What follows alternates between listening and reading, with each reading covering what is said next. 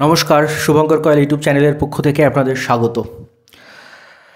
এইমাত্র পিএসসির তরফ থেকে ফুড এসআইয়ের অ্যান্সার কি প্রকাশ করা শুরু হয়েছে।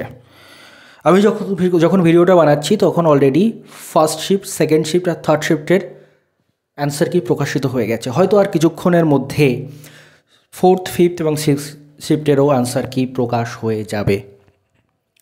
তার মানে কি দাঁড়াচ্ছে? তার মানে এটা দাঁড়াচ্ছে যে পিএসসি যে এক্সাম নিয়েছিল ফুড এসআই, যেটাকে আমরা এক্সাম বলে মনে করি না, এক্সামের নামে প্রহসন মনে করি, যেটাতে সঠিকভাবে এক্সাম হয়নি বলে আমরা মনে করি, যার বিভিন্ন এভিডেন্স সোশ্যাল মিডিয়া জুড়ে ছড়িয়ে আছে, যেখানে পরীক্ষার আগে প্রশ্ন ফাঁস শুধু নয়, পরীক্ষার আগে প্রশ্নের উত্তর 1 থেকে 100 পর্যন্ত দাগ নাম্বার দিয়ে দিয়ে উত্তর লেখা, যেটা পরীক্ষার নামের প্রহসন, যেটাকে আমরা পরীক্ষা মনে করি না, সেই পরীক্ষা মান্যতা পেতে চলেছে।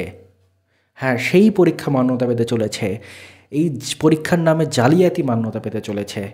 নইলে দুটো আন্দোলন, দুটো বড় বড় ছাত্রদের আন্দোলন হলো, তারপরেও কি করে পিএসসি সেই আনসার কি প্রকাশ করে, যেখানে গতকাল আন্দোলনে পিএসসি বলেছে যে 27 তারিখের মধ্যে বিভিন্ন ডিএমদের কাছ থেকে রিপোর্ট এসে পৌঁছবে, তারপরে তারা এই বিষয়ে বিবেচনা করবেন যে দুর্নীতি কতটা হয়েছে, প্রশ্নফাঁস কতটা হয়েছে বা কতটা জালিয়াতি হয়েছে পরীক্ষায়। তার আগেই তড়িঘড়ি করে কেন আনসার কি প্রকাশ করা হচ্ছে? একটু তাড়াতাড়ি হয়ে যাচ্ছে না? কেন বলছি তাড়াতাড়ি হচ্ছে? তার কারণ হলো, যে পরীক্ষার বিরুদ্ধে এত প্রোটেস্ট করছে স্টুডেন্টরা, সেই পরীক্ষার আনসার কি এত দ্রুত পাবলিশ করার কি দরকার? তার মানে পিএসসিকে এই মেসেজ দিতে চাইছে না যে আমরা পরীক্ষা দ্বিতীয়বার নেব না। আমার তো সেটাই মনে হচ্ছে, পিএসসি এই আনসার কি প্রকাশের মধ্য দিয়ে এটাই বোঝাতে চাইছে যে পরীক্ষা সঠিকভাবে হয়েছে, পরীক্ষায় কোনো দুর্নীতি হয়নি, পরীক্ষায় কোনো রকম কোনো জালিয়াতি হয়নি, পরীক্ষায় কোনো রকম কোনো প্রশ্ন ফাঁস হয়নি, পরীক্ষায় কোনো রকম কোনো উত্তর ফাঁস হয়নি।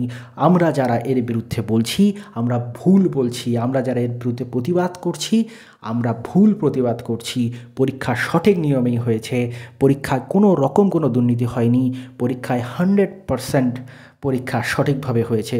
নইলে সেই পরীক্ষার আনসার কি করে এত তাড়াতাড়ি পাবলিশ করে দিচ্ছে? এবং আনসার কি পাবলিশ করার মানে কি? মানে এরপর থেকে খাতা চেকিং শুরু হয়ে যাবে, ওএমআর চেকিং শুরু হয়ে যাবে, রেজাল্ট তৈরির কাজ শুরু হয়ে যাবে। তার মানে যে যতই জালিয়াতি করো না কেন, পিএসসি আলটিমেটলি সেটাকে মান্যতা দিল। এটা আমার মনের ভাব। আমি যেগুলো বললাম সমস্তটাই আমার মনের ভাব। যদি আমি ভুল প্রমাণিত হই, যদি আমি যেটা বলছি সেগুলো যদি ভুল হয়, যদি পিএসসি সত্যিই রি এক্সাম চায়, যদি পিএসসি সত্যিই চায়, তাহলে সেটা আমি খুশি হব খুব। কিন্তু আমার মনে হচ্ছে এটাই হতে চলেছে, অর্থাৎ এই জালিয়াতি, পরীক্ষার নামে জালিয়াতিটাই মান্যতা পেতে চলেছে।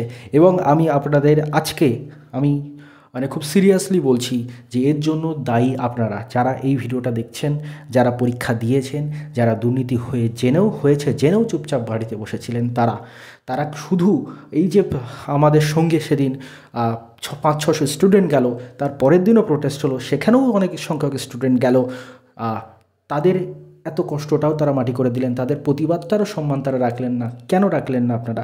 কারণ আপনারা এই যে ক্যামেরার ওপাশে যারা বসে আছেন, তারা ভিডিও দেখছেন, তারা প্রোটেস্ট হয়েছে, তারা দুর্নীতি হয়েছে বলে অনলাইনে চিৎকার করছেন, কিন্তু তারা কেউ মাঠে নামছেন না।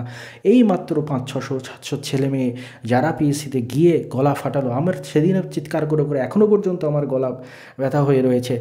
আমরা যারা আমাদের সবার কি দরকার ছিল? কত টিচার গেছিলো পশ্চিমবঙ্গের, একটাও ইনস্টিটিউট বাদে, বড় ইনস্টিটিউট বাদে প্রত্যেকটা ইনস্টিটিউটের টিচার সেখানে হাজির ছিলেন। আপনারা ক্যামেরায় দেখেছেন, বহু টিচারকে দেখেছেন, বহু টিচার ফ্রন্টে ছিলেন না, বহু টিচার পেছনে দাঁড়িয়েছিলেন। আপনারা দেখেছেন হয়তো, যারা গেছিলেন তারা জানবেন, প্রত্যেকটা ইনস্টিটিউটের টিচাররা গেছিলো। তারা কী জন্য গেছিলো? তারা কিসের জন্য গিয়েছিল? তারা গিয়েছিল যাতে এক্সামটা আবার হয়, যাতে এই দুর্নীতিযুক্ত এক্সামটাকে পুরোপুরি ক্যান্সেল করা যায়। কিন্তু আপনারা বেশি সংখ্যায় গেলেন না বলেই আজকে পিএসসি এইটা করার সাহস পেল। 13.5 লাখ পরীক্ষার্থীর মধ্যে যদি 500-600 স্টুডেন্ট গিয়ে প্রতিবাদ করে, তাহলে পিএসসি তার মানে বুঝে গেছে যে এরা এই বেশি সংখ্যায় আর আসবে না, অর্থাৎ প্রতিবাদ করার মতোই 500-600ই রয়েছে, এদের যে করে হোক চুপ করিয়ে দেওয়া যাবে। তার ফলে কোনো সমস্যা নেই, আমরা যেমনভাবে চলছিলাম, দুর্নীতি হয় হোক যা হয় হোক, কেউ যখন কিচ্ছু বলছে না, তার মানে আমাদের কোনো সমস্যা নেই, রি এক্সাম নেওয়ার তো কোনো দরকারই নেই, কারণ 500-600 স্টুডেন্ট, আর 500 তাও পুরোপুরি স্টুডেন্ট না, তার মধ্যে 150 নিজেদের যারা টিচার বলে দাবি করে তারা, তো তারা এসেছে, তার মানে খুব বেশি হলে 400 স্টুডেন্ট। তো এই 400 স্টুডেন্ট আর ওই কয়েকটা যারা টিচার ছাত্রদের উস্কে নিয়ে এসছে এখানে, তাদেরকে যদি আমরা কোনোভাবে চুপ করিয়ে দিতে পারি, তাহলে আমাদের আর কোনো রকম কোনো চিন্তা নেই। পরীক্ষা জালিয়াতি হয়েছে এই 500-600 জন ছাড়া আর কেউ কিছু বলবে না, তার মানে আমাদের কোনো সমস্যা নেই। পরীক্ষা জালিয়াতি হয়েছে হোক, আবার হবে, ক্লার্কশিপেও হবে, মিসলেনিয়াসেও হবে, WBCSও হবে, আমাদের কোনো সমস্যা নেই, প্রতিবাদ করার লোক নেই। দ্যাটস ক্লিয়ার, এটাই ক্লিয়ার মেসেজ, এবং আপনারাই এটা করলেন। এবং আমাদের যেই আন্দোলন করে যে সময়টা আমরা দিলাম, বা এতদিন ধরে কদিন ধরে যে আন্দোলন অ্যারেঞ্জ করা, স্টুডেন্টের নিয়ে আসা থেকে শুরু করে প্রোটেস্ট করা, সমস্ত মেহনত আপনারা মাটি করে দিলেন শুধুমাত্র বাড়িতে বসে থেকে।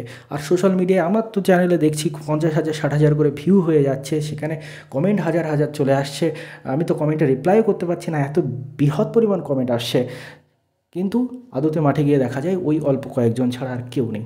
আপনারাই দায়ী, আপনাদেরই ভবিষ্যৎ জলে গেল, আপনারা খুশি হন।